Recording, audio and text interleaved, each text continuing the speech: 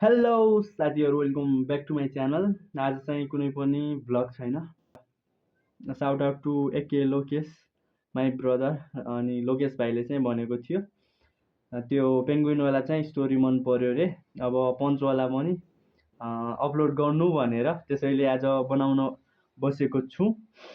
अब आज चाहिँ सिकौँ हामी the attachment theory. Sorry sorry sorry sorry sorry होइन, अब द अट्याचमेन्ट थ्योरी सिकौँ।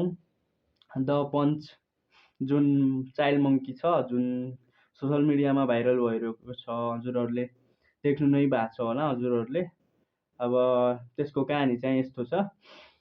एउटा जू हजुरहरूलाई थाहा छ, चिडियाखाना जूमा चाहिँ एउटा मदरले बर्थ दिन्छ।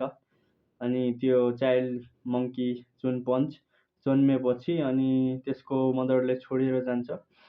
सो त्यो चाहिँ अब त्यहाँ भएका अरू मङ्कीहरूसँग नजिकिन खोज्छ, खेल्न खोज्छ। अब उसलाई साथ चाहिएको हुन्छ उनीहरूको, बट सबैले रिजेक्ट गर्छन्, कसैले पनि एक्सेप्ट गर्दैनन्। उनीहरू चाहिँ सरी अनि यो चाहिँ अलि बिरामी छु त्यसैले। अनि कसैले पनि एक्सेप्ट गर्दैनन्। ऊ चाहिँ अब एकदम स्याड हुन्छ, सबैले बुली मात्र गर्छन्, सताउँछन् उसलाई। ऊ चाहिँ अब एकदम स्याड हुन्छ। अनि त्यहाँका केयरटेकरहरूले, त्यहाँका कर्मचारीहरूले उसलाई चाहिँ एउटा टय दिन्छन्।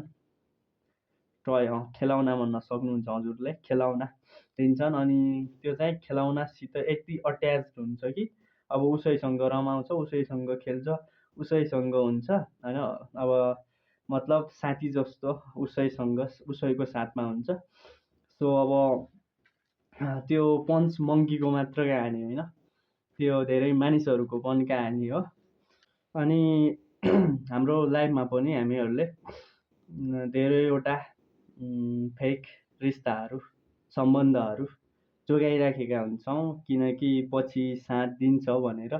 बट पन्च मङ्कीको जस्तै लास्टमा साथ पाइँदैन। अनि कुनै वस्तुहरूबाट हामीले उनी वस्तुहरूसँग अट्याच्ड हुन्छौँ। अनि अट्याच्ड भएका मानिसहरूले तपाईँलाई साथमा राख्नुभएका, पछि यसैले साथ दिन्छ भन्ने सोचेर राख्नुभएकाहरूले साथ नदिएपछि अनि अट्याचमेन्ट चाहिँ त्यहाँबाट ब्रेक हुन्छ। अनि हामीले चाहिँ कुनै वस्तुहरूसँग या कुनैमा चाहिँ आफ्नो पेट जनावर हुन्छ जुन, त्योसँग पनि धेरै अट्याच्ड हुन्छौँ हामी। अब सो अट्याचमेन्ट थ्योरी भनेको चाहिँ यस्तो हो, कुनै पनि कुरासँग एकदम इमोसनली अट्याच्ड हुनु, कुनै पनि कुराले अट्याच्ड हुनु, त्यो चाहिँ अट्याचमेन्ट हो। अब पन्च मङ्की पनि अब धेरै स्याड स्टोरी छ। मैले चाहिँ यस्तो सर्कास्टिक वेमा अलि फन टाइपमा सुनाइरहेको छु हजुरहरूलाई, किनकि अब आँसु देख्न सक्दिनँ हजुरहरूको। अब कति रुवाउनु, इन्टरनेटभरि त्यही छ पन्च मङ्कीको story. So attachment theory Punch monkey जस्तै अब मानिसहरू पनि त्यस्तै, कसैले एक्सेप्ट नगरेपछि कुनै वस्तु या कुनै पेट हुनसक्छ, कुनै पनि वस्तुहरूसँग हामी अट्याच्ड हुन्छौँ। यो थियो हाम्रो अट्याचमेन्ट थ्योरी। अब मैले चाहिँ अब एकदम बेटर प्रोफेसनल वेमा सम्झाएको छैन होला, किनकि अब म चाहिँ यो फिल्डमा अब यसरी एक्सप्लेन गर्नमा अलि विक नै छु। अब यो चाहिँ मेरो पोइन्ट होइन।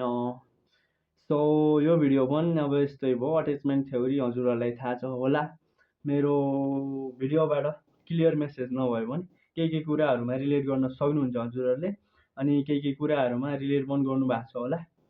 अनि पन्च मङ्कीको स्टोरी चाहिँ कमेन्टमा हजुरहरूले आफ्नो तरिकाले एक्सप्लेन गर्न सक्नुहुन्छ, र हजुरहरूले केही कुराहरू भन्नु छ भने पनि कमेन्ट गर्नु होला। अनि आजको लागि यति नै, भेटौँला भोलिको भ्लगमा। टाटा।